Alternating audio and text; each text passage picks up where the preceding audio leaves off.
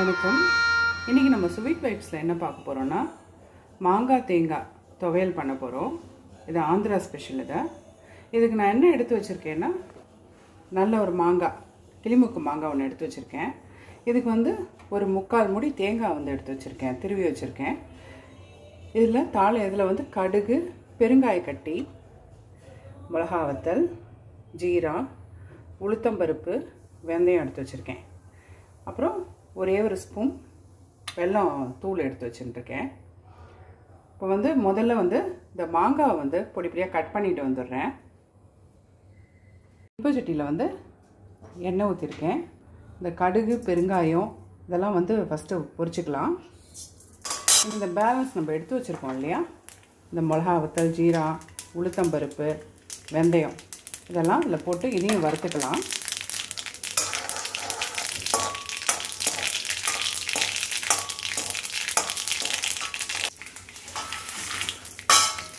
பொன்னிறமானவுடனே அடுப்பு ஆஃப் பண்ணிட்டுடலாம்.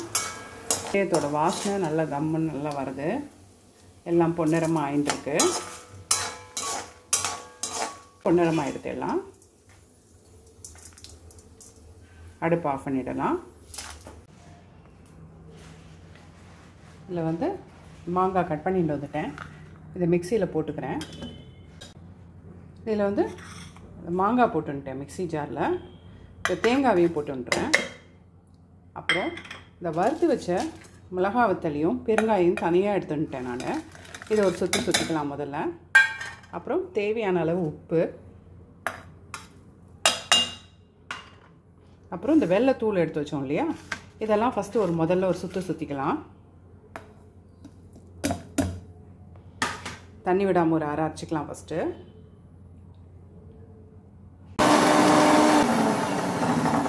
மாதிரி அரைச்சின்ட்டேன். இப்போ நம்ம இந்த வறுத்து வச்சுருக்கோம் இல்லையா, பேலன்ஸ் இந்த கடுகு, வெந்தயம், ஜீரா, உளுத்தம்பருப்புலாம் போட்டு ஒரு சுற்றிக்கலாம். நான் தண்ணியெல்லாம் விட்டுக்கல.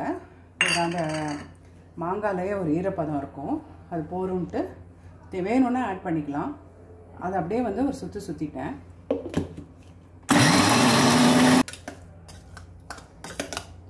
ரெடியாக எடுத்து இது கடுகெல்லாம் போட்டு தாளிச்சிக்கலாம். கருவேப்பிலை எல்லாம் போட்டு நல்லெண்ணெய் கொஞ்சம் ஒரு 2 ஸ்பூன் போட்டுருக்கேன். இதில் எண்ணெய் சுட்டவுடனே கடுகு, கருவேப்பிலை போட்டு தாளித்து கொட்டிடலாம். நல்லாயிருக்கும். இந்த மாங்காய் தேங்காய் துவையலுக்கு நல்ல காம்பினேஷன் புதினா தயிர் பச்சடி. அடுத்த வீடியோவில் புதினா தயிர் பச்சடி பண்ணி காமிக்கிறேன். வெடிச்சிட்டு கருவேப்பிலை போட்டுக்கலாம். இதுலேயே துளியூண்டு அந்த பெருங்காய கட்டியும் நிறைய போட்டுருக்கேன். ஒரு வாசனையாக இருக்கும் ஒரு வறுத்து இதில் போடும்போது கடைசியாக. அதனால் துளியூண்டு பெருங்காய பொடி போட்டுக்கிறேன்.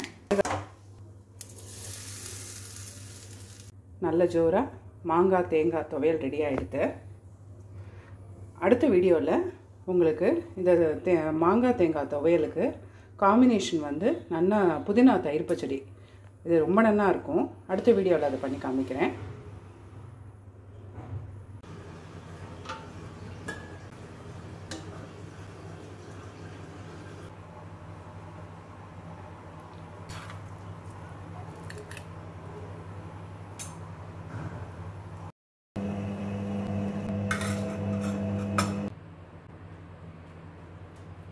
மாங்காய் தேங்காய் துவையலோட புதினா தயிர் பச்சடி ரெடி பண்ணியிருக்கேன்.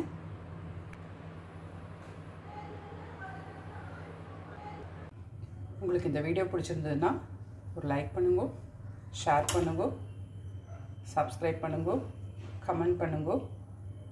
நன்றி, வணக்கம்.